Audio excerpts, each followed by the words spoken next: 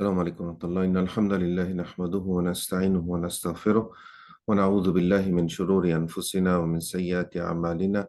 من يهده الله فلا مضل له ومن يضلل فلا هادي له، وأشهد أن لا إله إلا الله وحده لا شريك له، وأشهد أن محمدا عبده ورسوله. أما بعد، فإن أصدق الحديث كتاب الله تعالى، وخير الهدي هدي محمد صلى الله عليه وسلم، وشر الأمور محدثاتها، وكل محدثة بدعة، وكل بدعة ضلالة، وكل ضلالة في النار.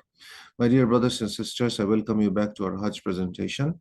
And today is the day of the 6th of Dhul Qa'dah, 1444 years after the Hijrah, the migration of our beloved Prophet ﷺ, which coincides with May 26, 2023. We are almost at the end of our presentation of the Hajj.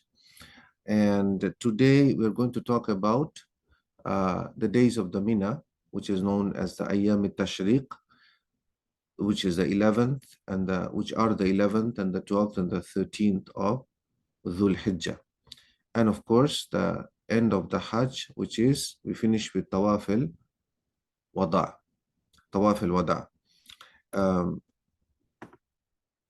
Staying in Mina on the 11th and the 12th and the 13th is the last rite of the Hajj. The Hajji must stay on the 11th and the 12th.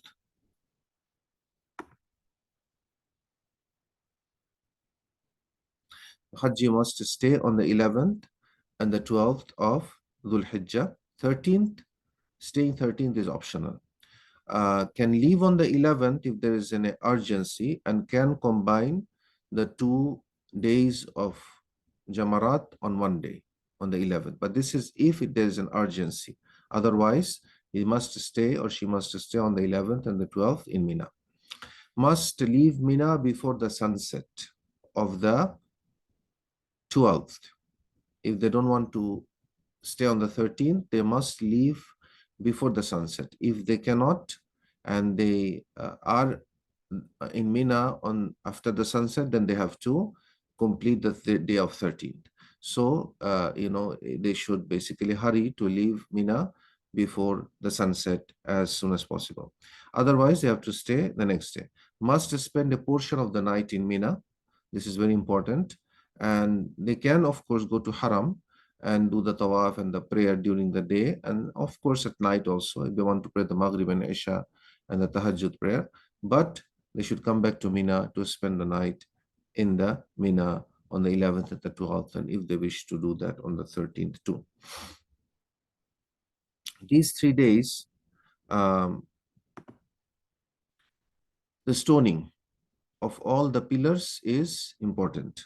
The stoning on all the pillars, and stoning should be done after the Zawal, meaning after the time of the Dhuhr. It is not necessary to pray Dhuhr and go, as long as the Zawal, meaning the Zawal is basically when the sun reaches the meridian at the top of the head, and then it exactly on the top of the head, that is the time of Zawal. And we are not supposed to pray, as you know. And after the sun moves little bit from the Zawal, then the Dhuhr time starts. The time of the Dhuhr starts. It's after the Zawal, then they go when they know that this is the midday. After the midday, they can go, inshallah, and do the Jamaraat, all the 3, stoning all the 3 pillars. Can be also done at night, but it must be finished before the Fajr. Can be also done at night. Usually in the daytime it's hot, lot of crowding. At night it's easier, cooler, safer, inshallah, and more calm. The situation is usually more calm. There is no rush as it is done in the morning. So basically the Hajji would start with the Jamaraat al-Sughra, or the smaller pillar, which is closer to the Masjid Khif, far away from Makkah. So he faces the Jamaraat and keeps the Makkah on the left and Mina on the right, and he picks up 7 pebbles from Mina and he throws to the pillar by saying Allahu Akbar, Allahu Akbar, Allahu Akbar, until all 7 are done. Very simple.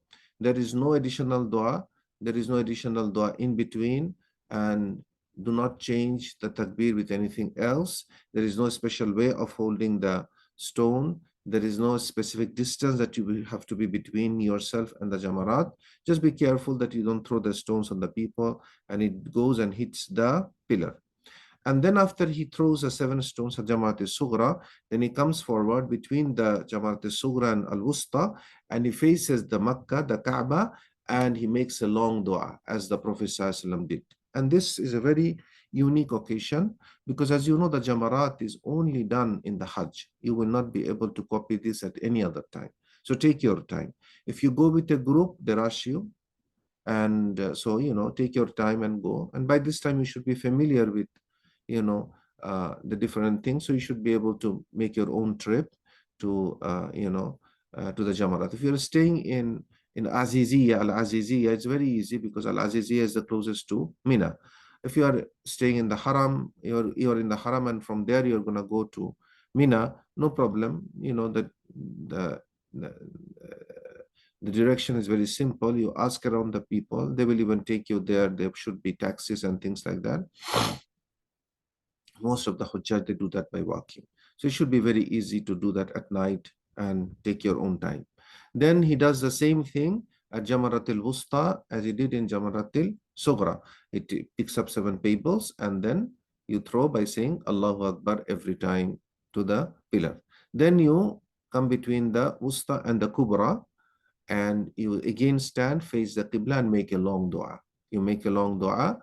And then after that, you go and stone the Jamarat al-Kubra 7 times. After this, there is no dua. After this, there is no dua. So Jamarat is very special, as we said, and cannot be done unless you are in the Hajj. So please capitalize the time of making these duas. What are are there any specific things we are supposed to say? Nothing. If they give you a piece of paper to say this and that, throw that. You do your own dua. You know yourself, you know your needs, you make your own dua for your family, for yourself, for this dunya, for the hereafter.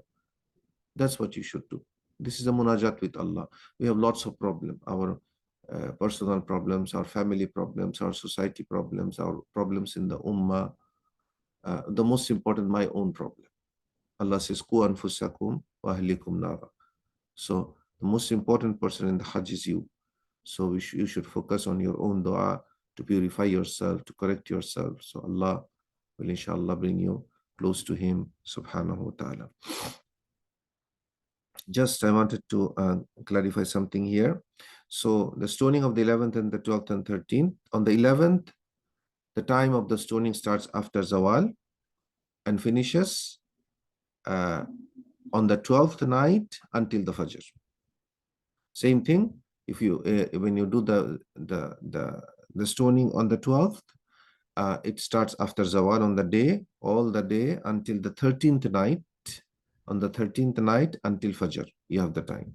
And if you want to do the 13th, if you're staying in Mina and you want to do the 13th, then you start after Zawal on the 13th and it finishes on the 14th night until Fajr. So this dating could get confusing. So for example, if a person is doing at night for the 11th, basically he's not doing on 11th, he's doing on the night of 12th. So confusion can come at heart that, oh, I'm supposed to do it on the 11th, but now it is 12th. So is my stoning going to be accepted as it is? So that's why I put this extra slide for you so that you should not have any confusion about the timing. The Jamarat are all signed. MashaAllah, they're good big signs, as you can see. Jamarat is Sughra, small Jamara, middle Jamara, big Jamara. They have all signs for these things. You cannot miss it. Tawaf al-Wada. After leaving Mina, we come to the Haram and we pray in the masjid as much as possible and then do the Nafal Tawaf. There is no extra or Nafal Umrah. There is no Nafal Sa'i. There is only Nafal Tawaf. And the Nafal Tawaf you do by saying Allahu Akbar every time or Bismillah Allahu Akbar at the black stone corner. If you can kiss, otherwise you point to the stone. And then you only touch the Yamani corner. Other than that, there is nothing else for the optional tawaf. There is no, of course, exposing the right shoulder. There is no running between the black stone to black stone in the first three round. But of course, after every 7 tawaf, you do you do 2 rakat of optional prayer behind the Maqam Ibrahim if possible, if not anywhere in the Haram Sharif. But before we leave the Haram, the last thing we do or we are supposed to do is Tawaf al-Wada, which is known as the farewell Tawaf. And this is, although there is a ikhtilaf among the ulama, but this is the correct position is that Tawaf al-Wada is only for the Hujjaj. So when we go for Umrah other times, other than Hajj, is there Tawaf al-Wada? The most correct opinion, there is no. Tawaf al-Wada, the Prophet ﷺ only commanded for the Hujjaj because they come from different land. So the final thing they should do before they leave Masjid al-Haram is to do Tawaf al-Wada. So Tawaf al-Wada is wajib, okay, except for women who are in their bleeding cycle. They don't have to do Tawaf al-Wada, they just leave. In Tawaf al-Wada, it is like any other Nafal Tawaf. Although Tawaf al-Wada is obligatory, wajib, but it is done in the way the Nafal Tawaf is done, which is the only thing that you do is point to the black stone corner. If you can kiss and touch, that's wonderful. If not, just point to the black stone corner, so Bismillah Allahu Akbar, only with the right hand, not with both hands, only with the right hand. And when you come to the Yamani corner, if you can touch the Yamani corner. And you do the 7th Tawaf, and after that you pray the 2 rakat anywhere in Masjidul Haram, if possible, behind the Maqam Ibrahim. This is the last thing we do before we leave the Haram. Now here is one thing that is usually asked. My flight is in the morning, early morning, and sorry, my flight is during the daytime, and I have to leave right after Fajr. And I will not have time. If I do it at night after, so in the morning in the Fajr, I will pray Fajr in Masjid al-Haram, and after this, if I do, I will not have time. So can I do my Tawaf al-Wada before? Yes, you can, because you have a necessity here. Yes, you can do that before, but do it almost at the last. After I did Tawaf al-Wada, I went back to the hotel and I slept there. I did shopping and this and that. Before I left, is that okay? This is okay. But the last thing, meaning like the last thing we leave the masjid is we do Tawaf al-Wada. Unless, as I mentioned, there is a certain scenario, you cannot avoid it.